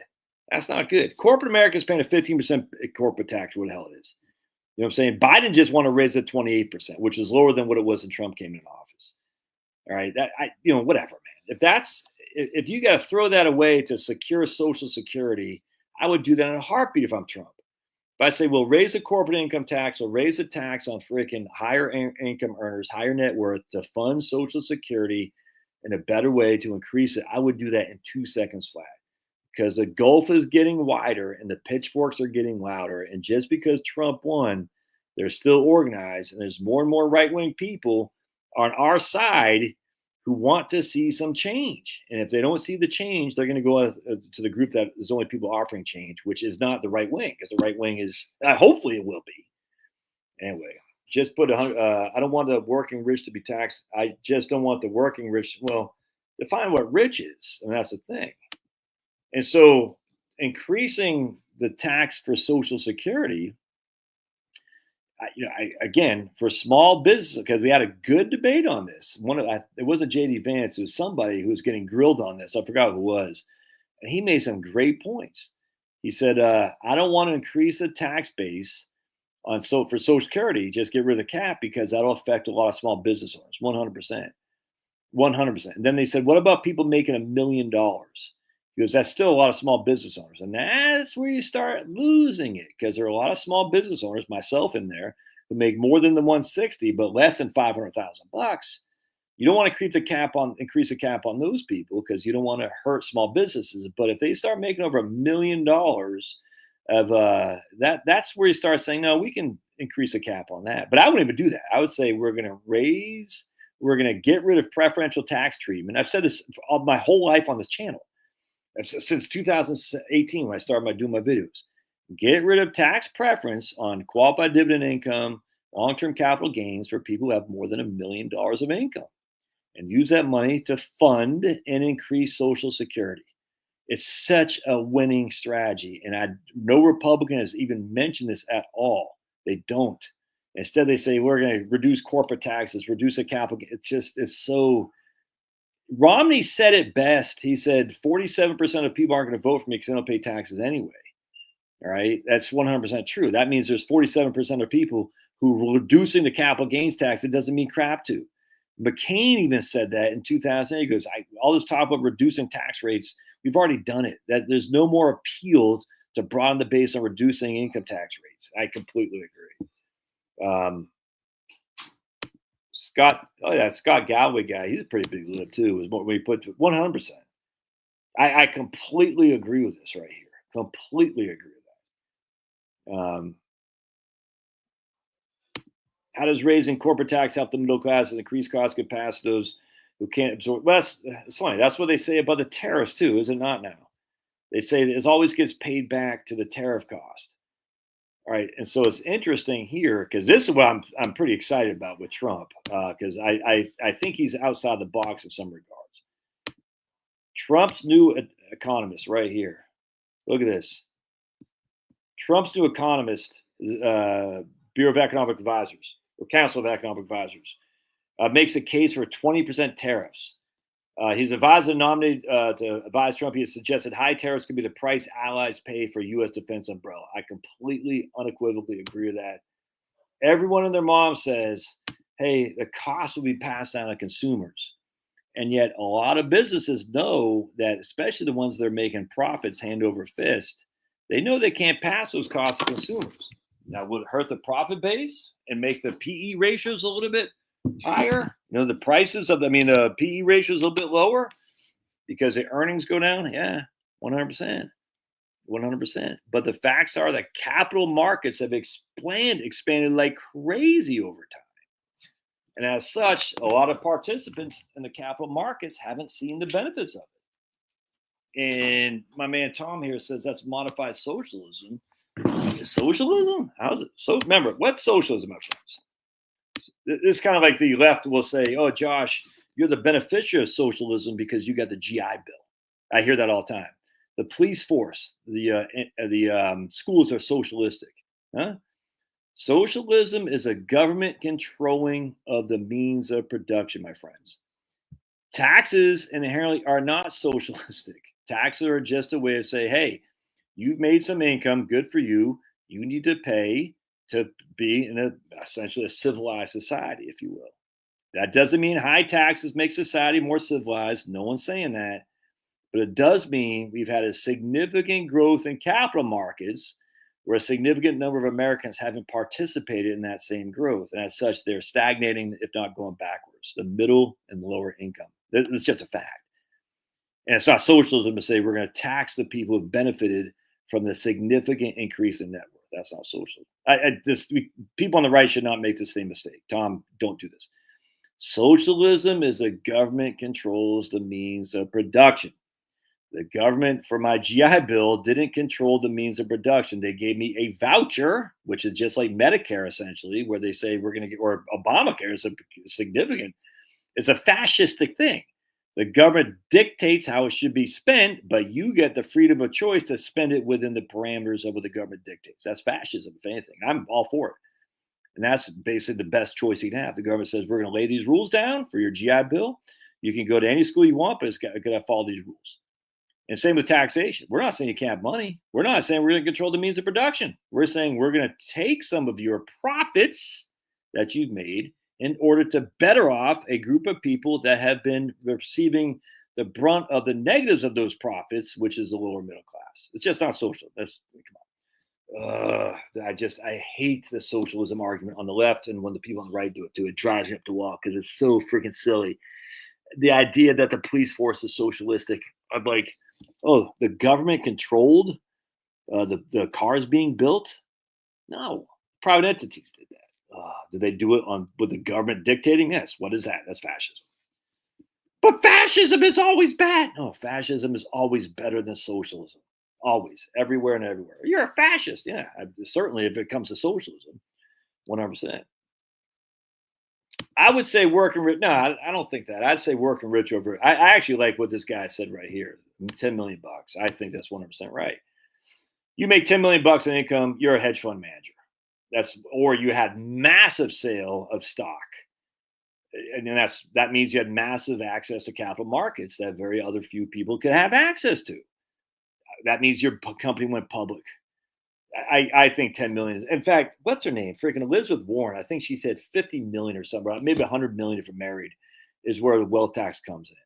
I just think Republicans need to get off the freaking snide. And I've said this a million times a Sunday. I used to be this guy when freaking Bueller guy, Ben Stein, this is in 2004 and 5, when he argued that to fight the Iraq war, if we're going to fight it successfully, we've got to raise the revenue to do this. We can't just be putting people in debt and floating bonds to fight these wars. We've got to raise the revenue, and we need to tax the people who benefit the most from our somewhat capitalistic society, as the owners of capital. That's what freaking Ben Stein said. I said, you can't tax these people. They're already paying, 23% of total income taxes. I was dead wrong back then. Dead wrong. Ben Stein was right on. Republicans need to get off it. Oh, it's just socialism. Oh, it's just you're going to tax me. You're going to tax me more. If they tax Elon Musk, they're going to tax, or George Soros, they're going to tax me eventually. And I'm like,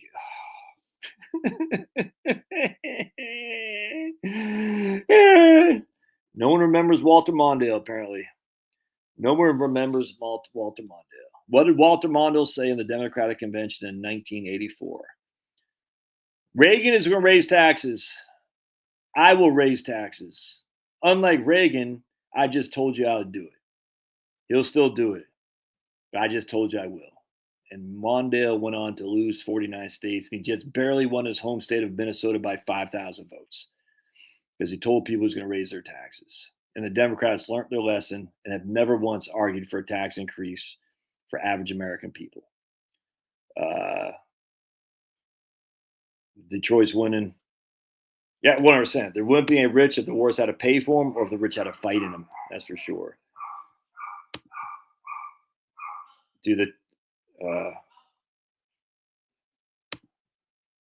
You can't tax your way out of the economy. You must grow your economy. Well, this is the problem we have with GDP now, isn't it? Because GDP, domestic gross domestic product, measures what? What does GDP measure? It's a silly way to measure an economic progress. It's a silly way to measure it. I'm not going to get to here, but just look up how GDP is measured. All right. Building new shiny objects goes to GDP. Replacing stuff is not a GDP thing. So build new stuff, that increases GDP. Replace something, fix something, that does not benefit. That's not a GDP thing. There's got to be a way to raise GDP or raise an economic, measure an economic output other than GDP. It's the neoliberals who want to use everything for GDP, the GDP this, GDP that. And it shouldn't be done like that. It should be a different measurement of this, 100%. And I'm not going to say how many meals your poorest are eating. I'm not going to say that. But it shouldn't be that if we replace something that doesn't benefit our output, but if we build something brand spanking new, it does. That's silly. Yeah, 100%. Uh, how is what I'm saying different than Bidenomics? How is it what I'm saying different than Bidenomics? By saying we need to get a more fair treatment of the situation because we have a significant group of Americans who've been left behind under the last, basically since Reagan took over. You can even argue since Carter took over. He started deregulation. A lot of this stuff is good. A lot of this stuff has been a wonderful, wonderful thing. But the facts are the capital markets exploded. And if you've been involved in the capital markets, you're loving life. If you haven't been involved in the capital markets, i.e., because you just can afford to invest, you're not loving life. So if that means we have to say, hey, I want to get a more fair, equal distribution of the wealth to benefit some of the lower income people at the expense of some of those higher net worth people. If that calls me Bidenomics, that's fine, 100%. The days of supply side are over, in my opinion. The days of the Laffer curve are over because we got everything we could out of that. The Laffer curve inherently made sense when highest tax rates were 70%. Inherently, we reduced taxes, we actually increased revenue, 100%. They're still trying to use this methodology to say the government can spend more if we reduce taxes. It's just not true anymore. Just not true. It's just not, because those days were different than they are today. And it's just not. So I hate when I hear the people, the Laffer curve, Arthur Laffer, you show in the back of the newspaper, we're going to increase government revenue by reducing taxes. Yeah, we did it. It's great. Days are gone. Reduce corporate taxes. What has that done for the middle to lower middle income people? Has it done anything for them? No, it hasn't. Has it increased the capital for capital market holders? Absolutely. It's great. Does that mean we increase taxes 70%? No. I'm just saying what we've got to do for Trump, is to make sure that number one isn't making sure we have more capital gain legislation. It's to make sure we have more income opportunities for working people. And if that's a Democratic issue, maybe we should revisit to make that a Republican issue, for heaven's sake. I don't get it, man. Just because Biden proposed something along those lines doesn't mean it's inherently bad. Again, Lena Khan, Biden's FTC commissioner, I'm a big fan. Hell like her, a hell of a lot more than freaking monopolistic Romneys and all these guys. What has the lower middle class done for themselves? Well, I was wondering, how about when Dems come back? That's why oh my goodness, how can people not see this? I've only been saying this for 7 years. The Republicans need to own these issues. The Republicans need to own these issues. Let the Democrats continue to be the party of the uber wealthy and the very poor. The Republicans need to be the upper middle and lower middle class. That's why the Republicans need to own these issues, because that's where the votes are. The Democratic Party consists of the uber wealthy and the dirt poor. The Republican Party should not be the big business country club Republicans. They should be the populist Republicans. I've only been saying this since 2018. That's where the votes are. That's where the people are. You go to where the votes are, to quote Richard Nixon in his Southern strategy. That's where you get the votes. Let the Democrats pay heed to their corporate donors, the uber wealthy, and their welfare mamas. That's not us. How the middle class help themselves, says Jeremy, by going to work. I don't think the blacks go for RFK so much. I hear what you're saying. I don't think the blacks are huge RFK supporters. If anything, it's kind of hippie-ish whites that are RFK supporters. Racists to turn. The Southern strategy was to get whites to turn on the Dems. Southern whites. You're going to say Southern whites inherently are racist? I don't buy that at all. The Redskins took the lead. I think it's funny. My man says, if you're a Southern white, inherently you're a racist under Nixon. I find that to be somewhat demeaning, frankly, but okay, whatever. Yeah, it's 100%, man. 100%. Did Marie say that? It's not the tax rate. It's the loop 100% can take advantage of. Yep. Jeremy, what do you mean what have the middle class done for themselves? They go get a job, they're doing something for themselves. And this is what FDR was talking about. We should reward labor. Reward labor. Oh, you sound like a Democrat. Maybe because, look, I cannot stand the minimum wage. It's such a scam. The minimum wage is such a scam. The facts are voters like it. All right. So Republicans, the voters like the minimum wage. All right. They always pass a minimum wage. Always. I can't stand issuing bonds for public schools. The facts are the voters like it. They always pass, always, but generally speaking, they pass bonds for public schools. I think it's stupid. They shouldn't do that. I don't like the minimum wage. It's a scam. Be as it may, you're arguing against you're arguing a losing ticket. So what you do instead, you say, okay, we're gonna sidestep that, just like your boxer. You're sidestepping a charging guy, and then you're gonna punch him with the left cross as he's coming at you. You're gonna sidestep him. You're gonna punch him right there in the side of the face. So you sidestep the stupidity, the minimum wage, floating bonds. There's another rent controls. All these are stupid. Rent control, minimum wage, floating bonds for public schools. You sidestep all that. And instead, you say our job now as a populist Republican Party, not the country club, not the limousine liberals, is to make sure the middle class is good to go. And how we do that is this. And you make that your freaking notice. You say, we're going to make sure the monopolistic tendencies of corporate America goes away. We're going to make sure that we're going to allow people to get uber wealthy. That's fine. We're just going to say we're going to take some of your preferential tax treatment so we can use some of that money that you've made to fund and increase Social Security. Now, you own those arguments, man. You own it. I tell you, man, there's a lot of right wing. I tell you, this is creepy to me. A lot of right wingers out there do not like the insurance industry and that freaking whatever that guy's name, Mario and Luigi. There's some people I've seen. I'm like surprised they actually like this guy. I'm like, that's weird to me. So there's obviously an issue on insurance. I had a good friend of mine, very right wing. He filed a claim with an insurance company. I think I already said this tonight. And I did. I said Nationwide, they turned him down. And Penelope said the same thing. Filed a claim. Not only did Nationwide turn him down, they reneged on his contract with Nationwide. I said, you get all your money back for the premiums you paid? Nope. A lot of people aren't digging all that stuff. They're saying, wait, I paid. I did my fair share. And when I come to file a claim, you turn around and deny me. I think Republican parties make a big mistake when they say anything that's anti-business is socialistic. It's anti-business to challenge the insurance companies. It's anti-business to challenge Big Pharma. Okay. And yet you can see where the people are just by watching this stuff, dude. That guy Luigi, hopefully rides the lightning.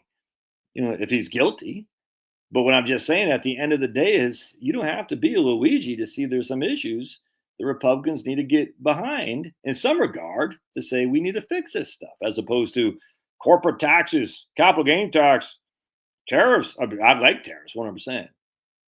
We need to get tariffs without question. I can't wait to see this happen. And that's how you own the middle class, by being the advocates of the middle class. You're joking when you said that, Jeremy.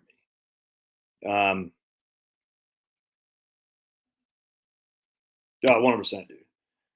Populist right has become. I'm so far left, I'm right, if that makes sense. Absolutely. In fact, I've always found it funny. People say the fascists, the Nazis over here on the right, the communists over here on the left. And I was like, well, where am I? So I'm neither fascist or communist. You know what I'm saying? So am I in the middle? So I'm half commie, half fascist, or where's a libertarian in this regard?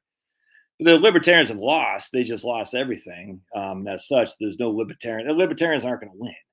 And so what you got to do is you got to take ownership of the government. This is the issue with a lot of Republicans, unfortunately. They have these fancy dreams like, oh, once we take ownership, we'll be in charge. You're never going to take ownership of the governing majority because you don't talk enough to people who are affected by the politics.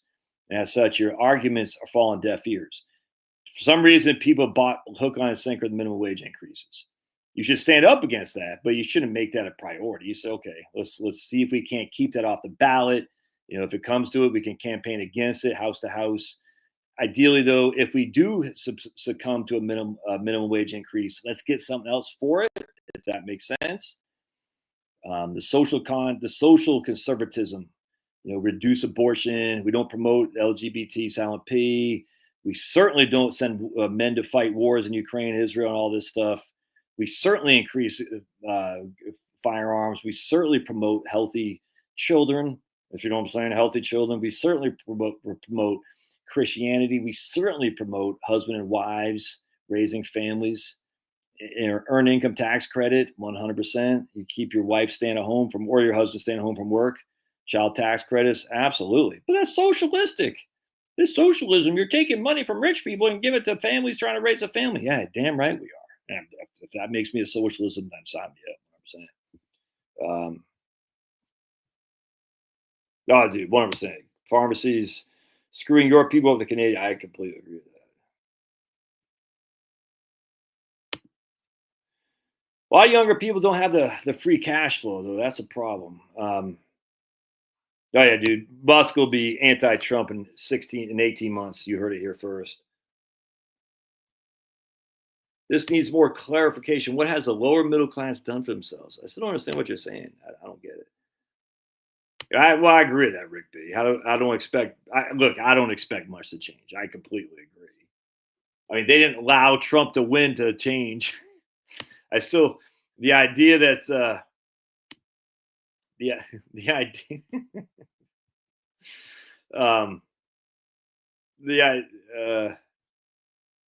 let's see right here.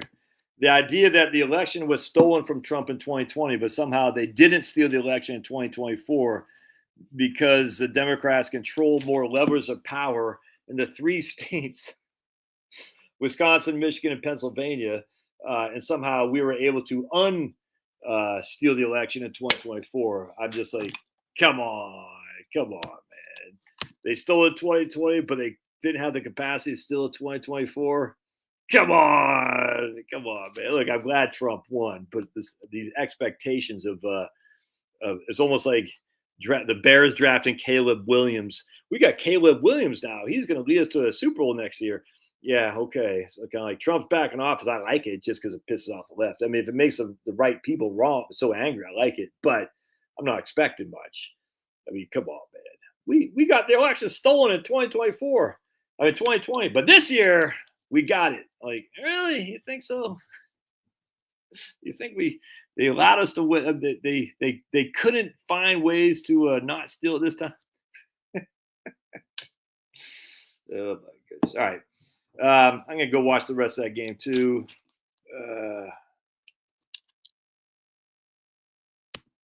What's worked in Canada and England so it can work here. Never once said National Health Service. Never once said that. I'm a big fan of vouchers.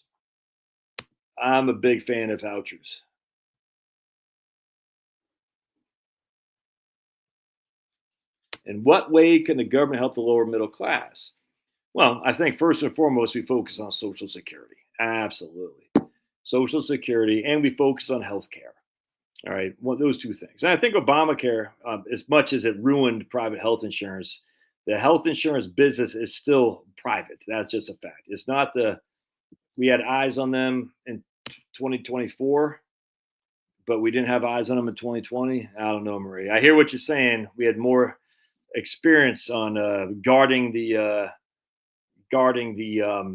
ballots, I suppose, but they had the governorships in Wisconsin, Michigan, Pennsylvania. They had the ability to do whatever the hell they wanted to do, and as such, more so than they had in 2020.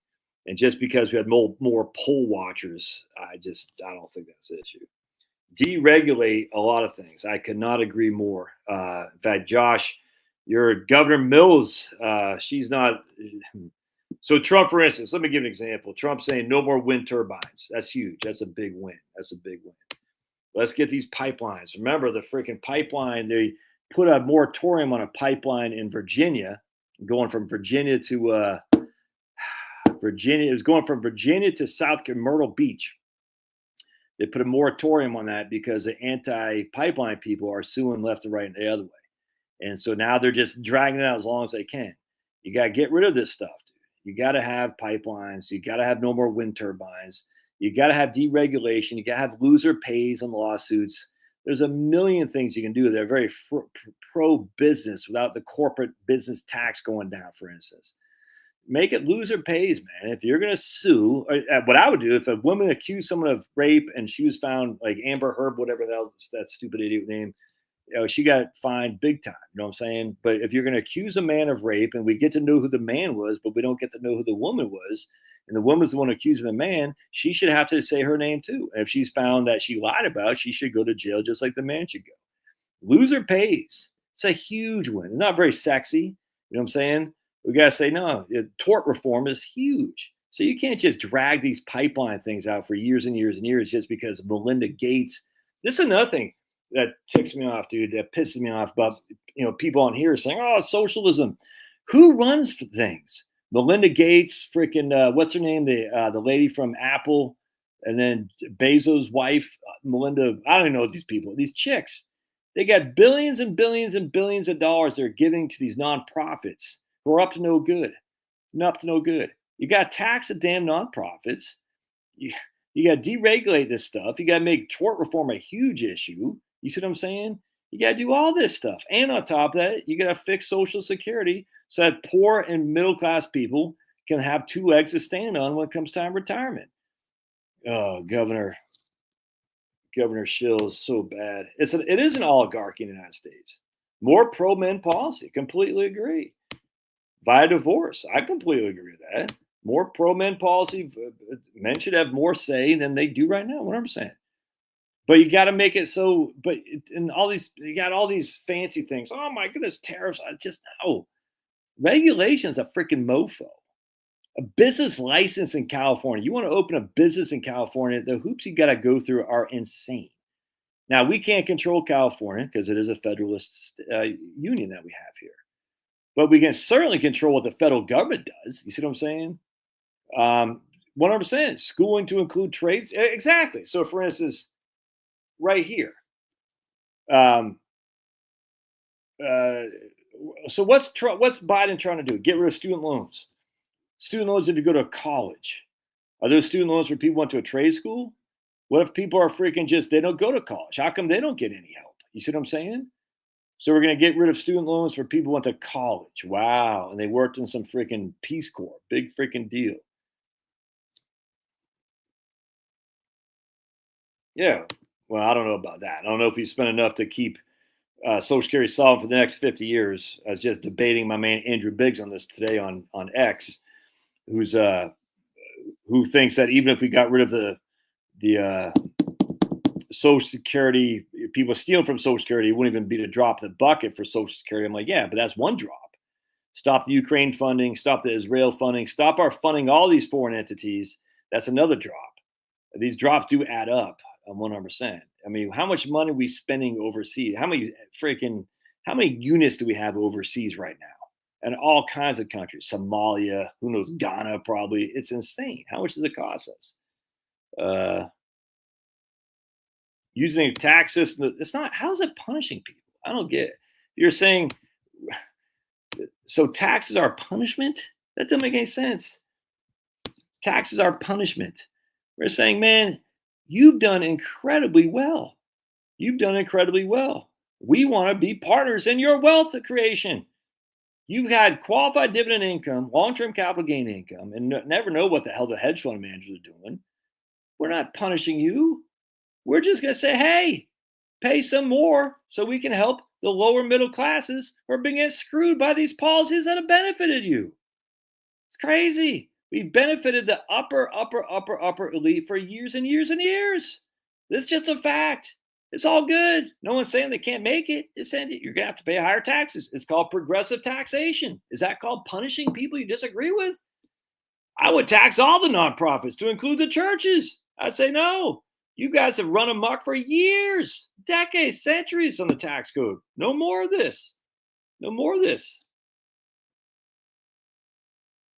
What? Harry, let's get rid of the capital gain. So Harry is completely the opposite. Harry wants to basically have a regressive tax. Let's tax people on the lower end income side before we tax the higher end side. Let's get rid of the capital gains exception for home transactions first. Oh my goodness. Okay. So basically, the vast majority of wealth for most middle Americans is in their home. Let's make them pay capital gain tax on that. We certainly don't want to tax those people who have the vast majority of wealth as it is. So let's tax Mom and Joe Snuffy, who've been in their house for 30 years. And inflation, by the way, has increased the value of their home. And let's make them pay tax. Yet you see how it feels. No, I don't see how it feels. I see how that's not how it feels. This isn't how it feels at all. Because what you're saying is, yeah, the Redskins are still winning. Wow, that's crazy. I hope my man Jaden Daniels is looking good. Because Harry, you're missing the boat.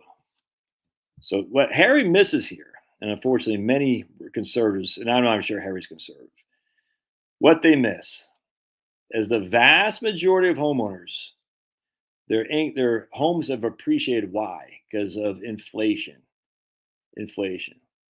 which is why we have the exclusions to begin with. Because essentially inflation was pricing them to, remember, don't forget, it wasn't even that long ago. Your income tax bracket wasn't subject to inflation. It wasn't indexed. So you would get hit with inflation tax. You'd get put into a higher tax bracket because of inflation. And your income tax bracket didn't keep up with it. Now, because of inflation, you're getting paid more on a nominal return, but after taxes, you're getting paid less because inflation put you in a higher tax bracket. And so what happened was they say, we're going to have a homeowner's exclusion, which isn't indexed for inflation, which it were, because we know that inflation is causing the price of houses to go up. So we got Mom and Joe Snuffy, who've been in their house for 30 years. They bought $200,000, now it's $500,000. Harry wants to tax them because the inflation has increased the value of their home. And Harry says we should tax them first, so now they know how it feels to want to tax Belinda Gates, whose capital stock has risen significantly on the back of whatever, Microsoft stock, because Microsoft is a beneficiary of H-1B visas, the beneficiary of all kinds of lobbying, the beneficiaries of all kinds of capital accumulation that mom and pop, Grandma Smith could not take advantage of. Harry says, let's tax Mom and Pop Smith because they'll know how it feels to tax before we tax Melinda Gates. I said, okay, that's a good argument. I hope you win with that stuff. I hope you win. But we'll see how it feels. We'll see how it feels. So this is being Republican. I'm very anti 57 flavors. I'm very anti pro guns. I'm very anti abortion. I'm very pro the populist origins of the Republican Party, which we used to be part of, which is America First, which until Bill Buckley and his CIA buddies came along was the Republican Party stance, until Bill Buckley kicked these guys out so we could have a foreign empire built. Look at the origins of Bill Buckley. Look at the origins of what they did to John Birchers. Say, wait a second, we've been sold a bill of goods. I'm very heavily pro-Republican, very heavy small business entrepreneurship, lower C capitalism, which says, hey, man, I want you to start a business and I want you to profit on that business. Very heavy into that. Not heavy into unions. Very anti-abortion. If that makes me less Republican, so be it. I'll be happy to say I'll trade in my Republican card for that. Very heavily into saying whites should be treated just like blacks. Shocking, just like Asians. Americans should be treated first. If that makes me less Republican, so be it. I'm very heavy in saying we got to restrict immigration until these people assimilate. That makes me less Republican. I stand convicted 100%.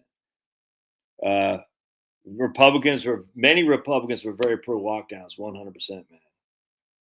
100%. I would love a flat tax. Love it. Love a flat tax, unequivocally. The Dick Armey flat tax.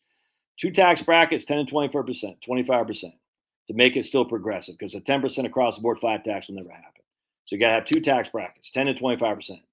10% up, I don't know, freaking, you make over $50,000, you pay 10% up to $500,000. You make over $500,000, you pay 25%. No deductions, no nothing. 100%. There should be no deductions on anything because who benefits from the deductions? It's not mom and pop Smith sitting in their house for 30 years. It's the uber wealthy. Why don't Republicans get this? It's the weirdest thing, man. Oh, you want to get rid of charitable deductions? Yes, unequivocally.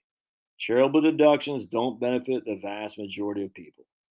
To get rid of 401k deductions, as my man Andrew Biggs has even argued, 100%. 401k deductions don't benefit the vast majority of people.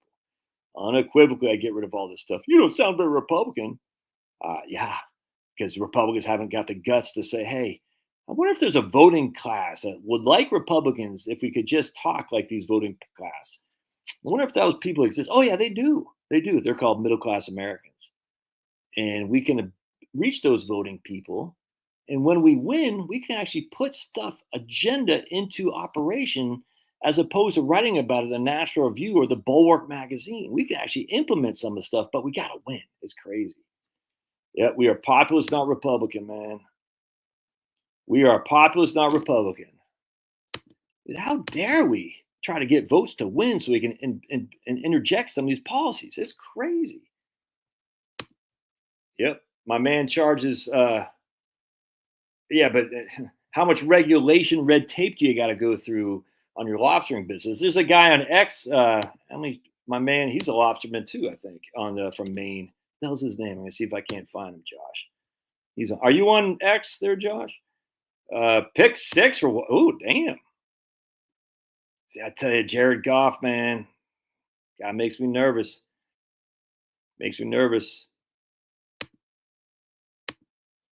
Yeah, I would eliminate all taxes and have everything with tariffs. But that means you also got to eliminate all deductions. And there's too much corporate money entities that want deductions. Indian companies abuse like crazy. We know this. 100%. 24-14. Oh, yeah. Dude, Republicans are afraid to. Oh, absolutely. We had that in Massachusetts. I wasn't there, but one of the Republicans did not like the gay marriage. They just said a comment about gay marriage. And they freaking hung her up to dry. I couldn't believe it. This is the Republican Party in Massachusetts now. Still the Republicans. And this one of their representatives says, yeah, I'm not a fan of gay marriage. And they went after her like stink on poop. It was crazy. I said, man, we've lost, dude. This is the Republican Party that my man says I don't sound like Republican anymore. Republican Party is just 10 years ago Democrats. It's just that simple. Whatever the Democrats pose 10 years from now, the Republicans will be proposing this year. We're going to protect gay marriage. And Trump has led the way on that. We're going to protect, who knows what, 10 years from now will be freaking trans rights. We're going to protect mutilating little kids. We're going to protect women in combat. We're going to protect women in combat because it's only fair. Crazy. You're not okay. Anyway, my man on X here, let me just see if I can find him because he's a legend. But he's up your way. Let me see if I can't find my man here. So here's Trump and Jeff Bezos are talking at Trump National Golf Club. Nothing weird about that. But be it as it may, I mean, I'll take it. But you got to win, man. The Detroit defense is getting shredded. Yeah, because they get all those. I'm not going to find this guy. Anyways, he's some guy up there in Maine who does some kind of freaking lobstering. But he talks about crabbing and shrimp. He said we'd love to have crabbing and shrimp, but we don't have the people to do the crab work or whatever it is to get the crab meat. I talk about their divorces. Well, I'm not gonna say single mom is disgusting. I never say that. But anyway, all right. So I'm gonna go watch this. The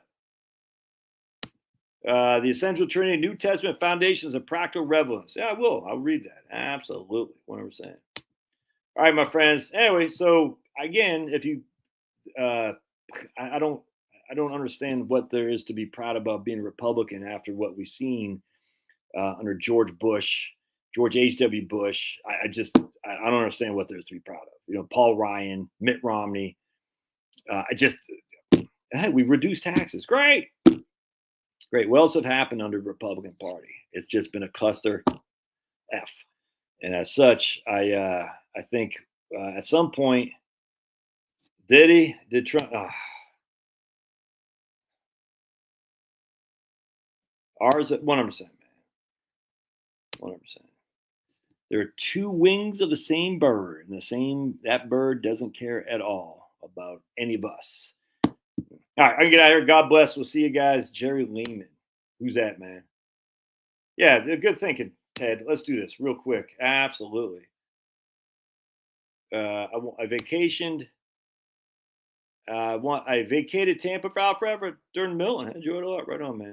Say prayers for the Trumps. Dear Heavenly Father, as the new administration comes on board, we just pray for President Trump. We pray for Vice President Vance. We pray for America. We pray for the outgoing administration. May they seek peace and find peace in whatever they do. May they advance the cause of America to make America great. May the Trump administration do what they can do to make America great, to bring peace to the earth, to end wars, to bring back dignity to the family, to bring back dignity to working people. And we just pray these things in Jesus' name. Amen. You gotta